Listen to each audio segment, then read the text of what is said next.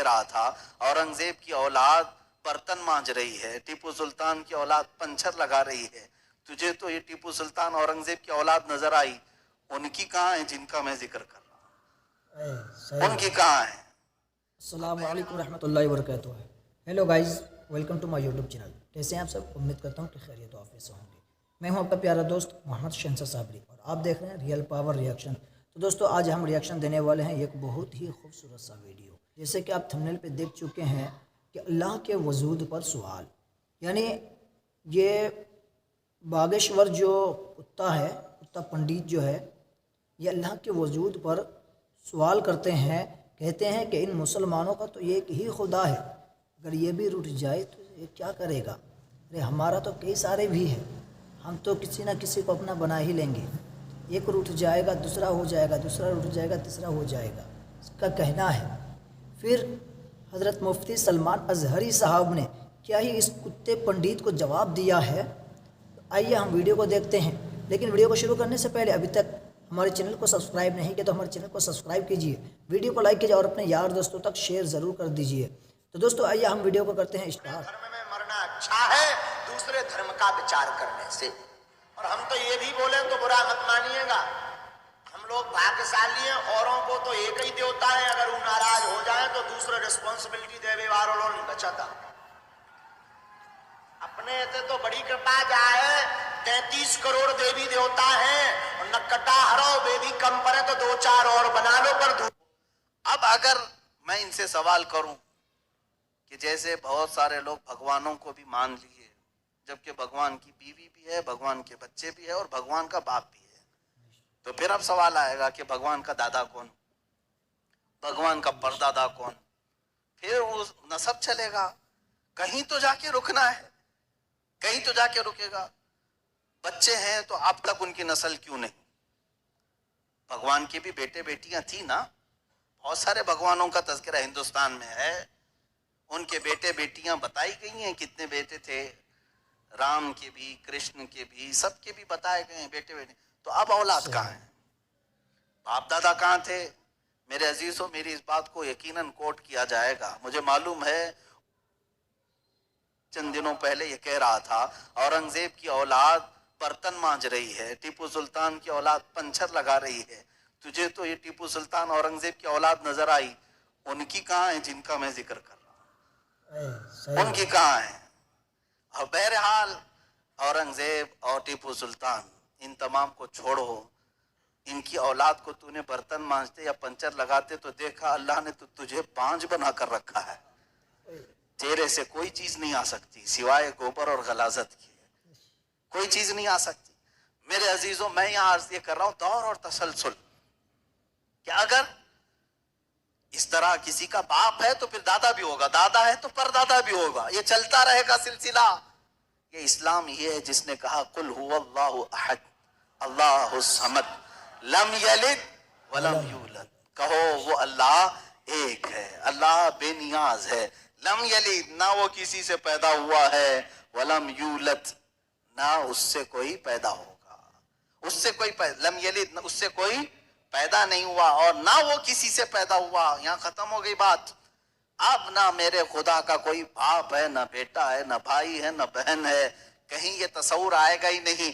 تم ہم سے یہ سوال نہیں کر سکتے کہ اللہ کے آبا و اجداد کہاں ہے، اولاد کہاں ہے۔ ہم نے خدا کو مانا ہی ایسے ہے کہ وہ جسم و جسمانیت سے بھی پاک ہے، رشتہ داری سے پاک ہے، کوئی نہ اس کا ہمتا ہے، ایک ہی سب کی سنتا ہے۔ یہ اللہ تبارک و تعالیٰ کے متعلق ہمارا یقین یہی ہے۔ عزیزان گرامی وقار، دور اور تسلسل کا جو قانون ہے، میں نے یہی بتایا کہ بعض لوگ اس چیز کے ذریعے سے بھی چاہیں تو ہدایت حاصل کر سکتے ہیں کہ کہیں تو جا کے ہمیں فل سٹاپ ہونا پڑے گا، کوئی تو ہے جو اینڈ ہے، اس کو کوئی پیدا کرنے والا نہ ہو، جا کر کے تمہیں ختم ہونا پڑے گا ایک نہ ایک جگہ، کہ کوئی تو ہے جو لاسٹ ہے، اس کو کوئی نہ پیدا کیا ہو۔ اگر اس کو بھی کوئی پیدا کیا ہے تو پھر یہ بھی بات ہے کہ اس کو بھی کوئی پیدا کیا ہوگا، تو ہمیں ایک ایسی ذات ماننی پڑے گی جس کو کوئی نہ پیدا کیا ہو، تبھی جا کر کے ہم یہ کہتے ہیں وہ جو ذات تم جا کر اینڈ ہوگے اسی کا نام اللہ رب العزت ہے، جس کو کسی نے پیدا نہیں کیا. یہ اسلام کا بہترین عقیدہ ہے. میرے عزیزو توحید کسے کہتے ہیں؟ اب بات آتی ہے. وجود کی بات ہو گئی. اللہ ہے اتنا تو ماننا پڑے گا. اس کے لیے تو بہت ساری دلیلیں بچے بھی پکڑ کر کے بتا دیں گے. ایک خاتون, ہم نے بچپن میں پڑھا تھا, ایک بوڑھی عورت چرخہ سل رہی تھی. اس سے جا کر کسی نے پوچھا کہ اللہ ہے کہ نہیں ہے؟ تو اس نے کہا ہے. کیا دلیل ہے؟ کہا یہ میرا چرخہ جو سل رہا ہوں اسی یہی دلیل ہے اللہ کی. کہا کہ کیسے؟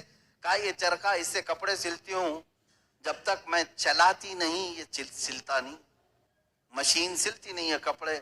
اسی سے میں نے یہ یقین کر لیا کہ میرا چرخہ میرے چلائے بغیر نہیں چلتا, تو نظام کائنات پورا بغیر چلائے کیسے چلے گا؟ کوئی تو ہے. یہ ہو گئی بات وجود کی, کوئی تو ہے. اب آتی ہے توحید کی بات. کوئی تو ہے, اب ہمیں یہ بتانا ہے ایک ہی ہے. کوئی تو ہے لیکن وہ جو ہے وہ ایک ہی ہے. یہاں پر بھی ہمیں اسلام نے جو فلسفہ دیا ہے, قانون دیا, وہ بہت ہی پیارا ہے. اس کی وجہ کیا ہے میرے عزیزو؟ چلو اب ہم توحید کی طرف آتے ہیں. توحید کہتے ہیں ایک ماننا. ایک ماننا حقیقت میں دیکھا جائے تو دنیا کے اکثر مذاہب میں توحید کا شروع میں درس رہا. عیسائیت جو آئی ان میں بھی تھا, بعد میں یہ تثلیث کے قائل ہو گئے. یہودیوں میں بھی اللہ کو ہی مانتے, خدا کو ہی ماننا ہے. ہندوؤں میں بھی ایک کا ہونے کا تصور کتابوں میں ان کے موجود ہے. یہ اور بات ہے کہ انہوں نے ملا دیا, مسالے لگا دیے, الگ الگ ہو گئے. خالص جو اپنے دین پر باقی ہے الحمدللہ وہ اسلام ہے. آج اللہ رب العزت ہے اور وہ ایک ہے. ایک ہے. اس پر کیا دلیل ہے؟ اس پر بھی دلیلیں دینی ہوں گی مسلمانوں. عقلی دلیلیں بھی ہیں, نقلی دلیلیں بھی ہیں. نقلی دلیلیں ہمارے لیے, نقلی کا مطلب ہوا کسی جگہ سے ثابت ہے, قرآن سے, حدیث سے یہ ثابت ہے تو یہ نقلی دلیل. عقلی جو عقل بھی جس کو تسلیم کرے, عقل جس کو ایکسپٹ کرے, وہ کیا ہے؟ اس بوڑھی عورت کا ہی میں بتا دوں جس نے چرخہ سلا, اور چرخے کو چلانے میں اس نے کہا کہ اللہ ہے, کوئی تو ہے, کیونکہ میری مشین بغیر چلائے نہیں چلتی. تو اس سے صاحب نے, جس نے سوال کیا, پوچھا کہ اچھا ہے تو کیا وہ ایک ہے کہ دو ہے؟ کہا نہیں ایک ہی ہے. کہا وہ کیسے؟ کہا دو ہو تو دیکھو تم سامنے بیٹھو, ادھر سے چلاؤ, میں ادھر سے چلاتی ہوں. پھر کپڑے کی کیا درگت بنتی ہے؟ تم اپنی طرف کپڑا کھینچ رہے ہو گے, میں اپنی طرف کپڑا کھینچ رہی ہوں گی. اس سے میں نے یہ یقین کر لیا میرے کپڑے کو سلنے کے لیے میرے چرخے پر ایک ہی کا ہونا ضروری ہے. دو بیٹھیں گے تو کپڑا پھر پائجامے کی بجائے کرتا ہو سکتا ہے, کرتے کی بجائے ہو سکتی ہے, کچھ بھی ہو سکتا ہے, کچھ بھی سل جاتا ہے. تو دو لوگ ایک مشین کو سلنے جائیں تو نظام درہم برہم ہو سکتا ہے. تو ایک پورے کائنات کا نظام اگر دو لوگ چلانے لگیں تو ایک دن ایک کہے گا نہیں میں آج بارش برساؤں گا, دوسرا کہے گا نہیں میں آج دھوپ ڈالوں گا, تیسرا کہے گا کہ نہیں میں آج چھاؤں ٹھنڈی پیدا کروں گا. تو یہ تو انہی کے درمیان جھگڑا ہوتا رہے گا. اسی لیے قرآن نے بھی کہا لو کان فیہما آلہۃ الا اللہ لفسدتا, اگر ان کائنات میں زمین و آسمانوں میں خدا کے علاوہ دو ہوتے تو ضرور اس میں فساد ہوتا, ضرور اس میں نظام درہم برہم ہوتا. میرے عزیزوں یہاں دیکھ رہے ہیں ہم بہت سارے نظاموں کو, کمیٹی کا مسئلہ ہے, مسجد کا مسئلہ ہے, بہت سارے چیزیں دیکھیں. صدر صاحب کچھ اور کرنا چاہتے ہیں, نائب صدر صاحب کچھ اور کرنا چاہتے ہیں, سیکریٹری کچھ اور کرنا چاہتے ہیں. حکومت میں جائیں پرائم منسٹر کو اور چاہتا ہے, ہوم منسٹر کچھ اور کہتا ہے, اس کی تو بڑی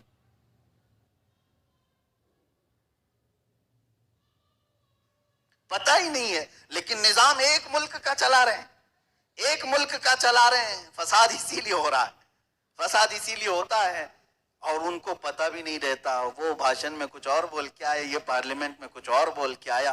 یہ سب ہماری مثالیں جو میں آپ کو پیش کر رہا ہوں دیکھ کر کے سمجھنے کے لیے. ایک سے زیادہ جب ہوتے ہیں تو عقلوں کا ملنا ضروری نہیں, ہر ایک کی عقل الگ الگ چل سکتی ہے. اب آئیے, کوئی کہہ سکتا ہے نہیں بھائی اتحاد سے بھی تو کام ہو سکتا ہے, یونیٹی سے بھی تو کام ہوتا ہے, کچھ جگہ ہوتا ہے نا. کوئی اگر کہے کہ خدا ایک نہیں دو ہیں اور دونوں مل کے کام کرتے ہیں, دونوں مل کے کام کرتے ہیں, تو اب میں آپ کو کہتا ہوں ایک نمبر والا خدا وہ کہتا ہے آج بارش برساؤں گا.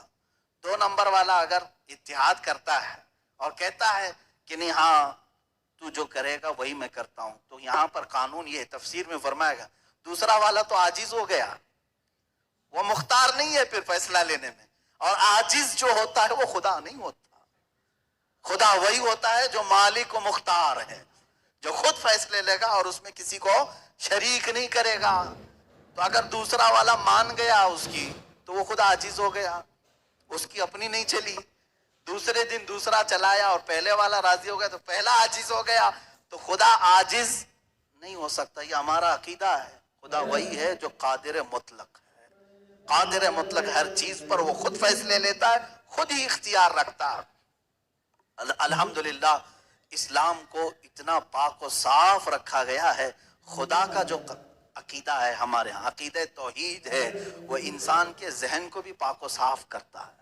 انسان کا ذہن بھی پاک و صاف رہتا ہے. اگر عقیدہ توحید تمہارا ہٹ گیا, میرے عزیز و توجہ چاہتا ہوں, توحید عقیدہ سمجھ گئے, اللہ کو ایک ماننے کا عقیدہ اگر ہٹ گیا تو پھر انسان اتنا ذلیل ہوتا ہے کہ پھر وہ ہر چیز کو خدا ماننے لگ جاتا ہے, چاہے وہ چوہا ہو کہ بلی ہو کہ سانپ ہو کہ مچھر ہو, کسی کے بھی سامنے جھکنے لگ جاتا ہے. توحید کا عقیدہ اگر ذہن سے ہٹ گیا, اللہ کو ایک اور بڑا ماننے کا عقیدہ ہٹ گیا, تو ہم نے ان لوگوں کو بھی دیکھا ہے جو عورتوں کی شرمگاہوں کو بھی عبادت کرتے ہیں, بہت ساری غلاظتوں کو بھی پوجتے ہیں. میرے عزیزو, یہ کب آتی یہ چیز؟ جب عقیدہ توحید انسان سے ہٹ جاتا ہے تو وہ بہت ہی نیچے گر جاتا ہے. اللہ تعالیٰ نے ذہنوں کو پاک رکھنے کے لیے یہ ہمیں کتنا بہترین عقیدہ دیا ہے, اور وہ ایک ہے, اور الحمدللہ مسلمان اسے آج بھی ایک ہی مانتے ہیں. کئی چیزیں ہیں, میں یہ علم الہیات پر آج بات کرنا چاہتا تھا. پہلے وجود باری تعالیٰ, اور دوسرے اللہ کے ایک ہونے پر. ایک ہونے پر سب سے بڑی دلیل یہ ہے, ایک سے زیادہ ہوں گے تو نظام درہم برہم ہو سکتا ہے, اور اب تک نظام درہم برہم نہیں ہوا. اس کا مطلب ہے کہ ایک ہی چلا رہا ہے, ایک ہی چلا رہا ہے.